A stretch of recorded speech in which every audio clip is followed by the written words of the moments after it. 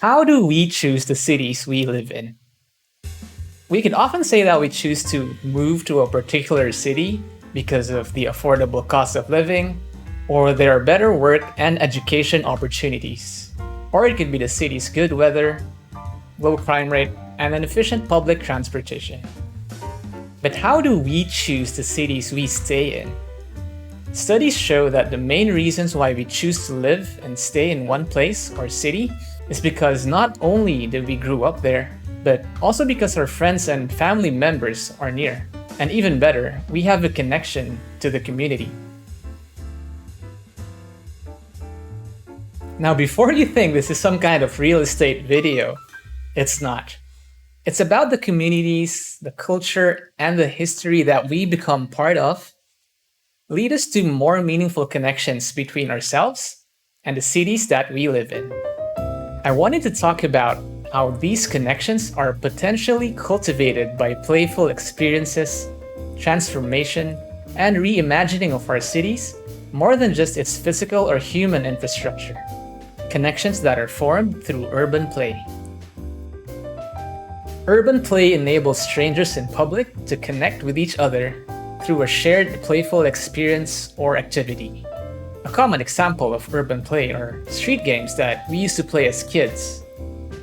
Mary Flanagan's research on real-world games and activism says that the potential for play to act as a tool for empowerment, community building, collaboration, and cultural change has been cited as a significant motivating factor in many recent location-based media projects on an international scale.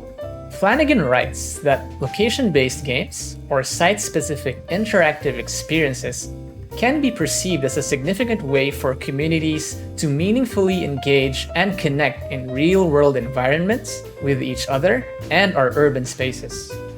Urban play not only allows us to connect with each other, but also make our cities more playful to live in. Which brings us to a playable city. Playable City Brunswick 2020 is a project that aims to connect key sites in Melbourne's Brunswick Design District by creating prototypes or interactive installations or interventions for its community to engage in urban play. This project was produced by Dr. Troy Innocent and supported by the City of Moreland. It was developed by the students from RMIT University under the School of Design and from the Masters of Animation, Games, and Interactivity. In Playable City Brunswick, we were to respond to the question, how can urban play reconnect us to the lived experience of our cities? We organized site visits in the Brunswick Design District to assess potential locations to develop site-specific works in, as well as conduct informal interviews with its community members. Our objective was to learn firsthand about the history, culture, and community perception of the Brunswick Design District. This would inform our ideas towards creating site-specific concepts that had meaningful connections, and to bring people into the Brunswick Design District through urban play. The Brunswick Design District is known for its music festivals, its multicultural community, and more importantly, its creative and industrial history. The outcome of the project was an interactive walking tour titled A Maker's Trail. A Maker's Trail is a non-linear, interconnected walking tour guided by a mobile application. It takes participants through key sites and playful interactive installations within the Brunswick Design District. The key sites were RMIT Brunswick for the weaving section, Siteworks for the building section, 260 Sydney Road for the celebration section, and the Brunswick Library for the music making section. The Brunswick Library is where we developed the Brunswick Ball. The Brunswick Ball is an outdoor interactive experience that connects people to music, movement, and nature.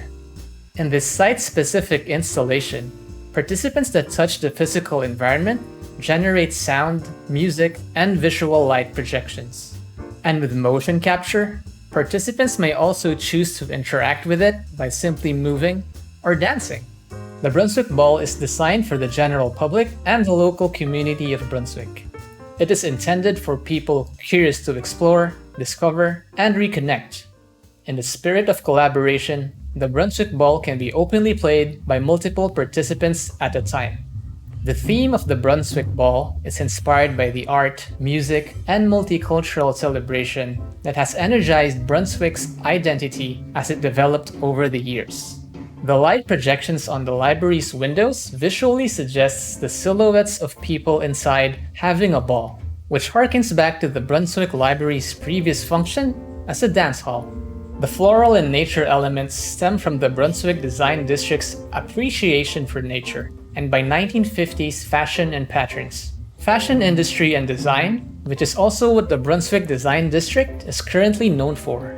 Its music making and motion capture interactive design is informed by the Brunswick Design District's celebration of their multicultural community through performance and music festivals. The Brunswick Ball is currently an indoor working prototype, but due to the COVID-19 restrictions, the Brunswick Ball and the other projects from A Maker's Trail have yet to be publicly staged or play tested. The Brunswick Ball's prototype development process hopes to contribute to the framework in inspiring site-specific interactive designers and light projection artists to constantly consider the significance of urban play, a city's historical and cultural connections, and above all, its community. I am excited to continuously develop the Brunswick Ball and eventually showcase it to the general public. And as the COVID-19 restrictions ease, perhaps slowly, through these shared playful experiences, we can reconnect to our cities and to each other again.